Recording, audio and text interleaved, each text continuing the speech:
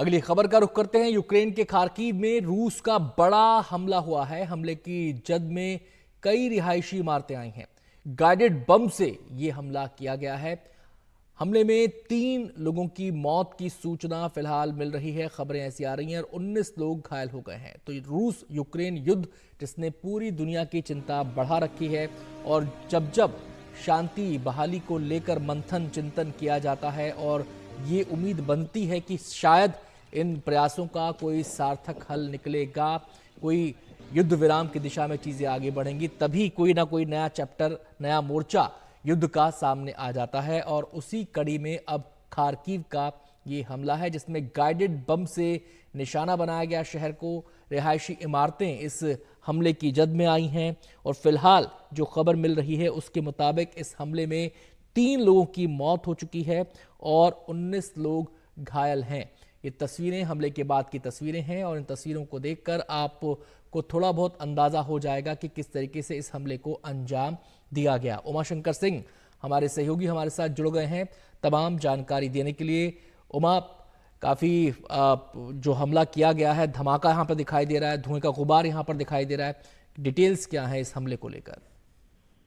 जी देखिए, जो यूक्रेन है उसका दूसरा सबसे बड़ा शहर है खार्किव। और जब तकरीबन 2.5 साल पहले जब यूक्रेन पर रूस ने हमला बोला था, तब रूस के जो सैनिक हैं वो खार्किव शहर तक पहुंच गए थे, लेकिन यूक्रेन ने शहर से रूसी सैनिकों को खदेड़ दिया था। लेकिन अब हाल के दिनों में खार्किव जो है वो रूस के खास निशाने पर है। मार्च में जब मैं रूस में था और बेलग्रोद के इलाके में था, तो वहां से जो खार्किव जो है बेलग्रोद सीमा से वो महज 20 मील दूर है, यानी कि 30 किलोमीटर के आसपास दूरी है रूस की सीमा से। और ऐसे में रूस के लिए बड़ा आसान है शहर को निशाना बनाना। हालांकि आज तो गाइडेड बम का इस्तेमाल किया गया, लेकिन आर्टिलरी के जरिए भी इस शहर को खास निशाना बनाया जा रहा है। उसके पीछे की वजह जो है वो ये बताई जा रही है क्योंकि जो काउंटर ऑफेंसिव का एक मेन सेंटर है यूक्रेन का, वो खार्किव है। और खार्किव में काफी वहां पर जो तैनाती है उस इलाके में यूक्रेन के सैनिकों की और जो प्रतिरक्षा जो उसकी यूनिट है उसकी, और इसलिए रूस जो है वो बार बार इस शहर को निशाना बना रहा है। ये भी कहा जा रहा है कि रूस के जो राष्ट्रपति हैं व्लादिमीर पुतिन, वो चाहते हैं कि ये शहर जो है यहाँ से जो आम लोग हैं वो चले जाएं।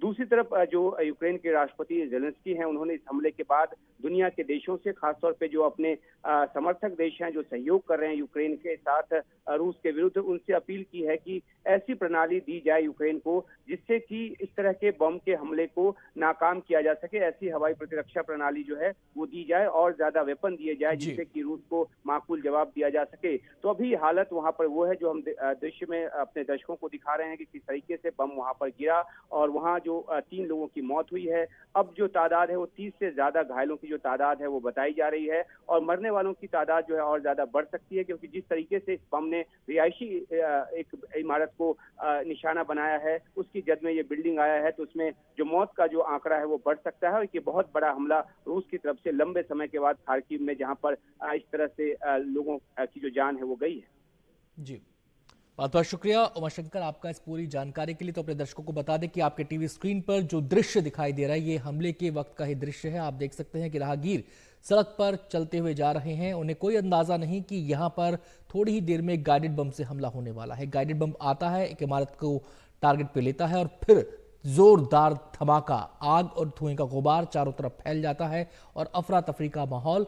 जो लोग इस धमाके की, इस बम की चपेट में आए होंगे, उनकी हालत का अंदाजा बस बम की शक्ति को देखकर, ये शक्तिशाली बम नजर आ रहा है क्योंकि आसपास की इमारतों के शीशे टूट गए हैं, चकनाचूर हो गए हैं। गाड़ियां हमने आपको दिखाई, उनको काफी नुकसान पहुंचा है। और हमारे जो सहयोगी हैं उमाशंकर सिंह, उन्होंने हमें बताया कि जो मरने वालों का आंकड़ा है वो बढ़ भी सकता है। फिलहाल 3 की जानकारी आ रही है और घायलों के आंकड़े में अपडेट हो गया है, 30 लोग इस हमले में घायल हुए हैं।